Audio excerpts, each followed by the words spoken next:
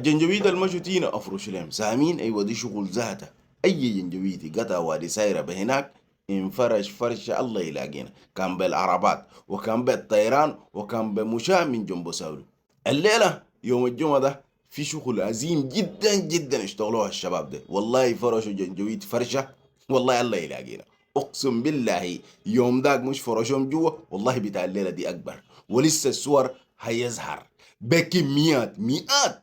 انا لقيت فيديو واحد رسلوا لي اكتر من 19 جنجويتي مكان واحد، اكتر من 55 كيلو بعيدا من مدينة التينة. ايوه شباب عاملين كمين وقبضوا عربات بتاع الجنجويد.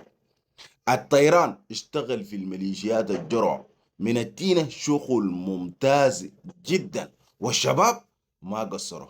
اقسم بالله العظيم بكيهم هتسمعهم ناس ده مفروشين فرشة صح، فرشة من امه. تحية لكم يا شباب اللي موجودين هناك، وانتم ما تقصروا وانا هنا ما بنفسر.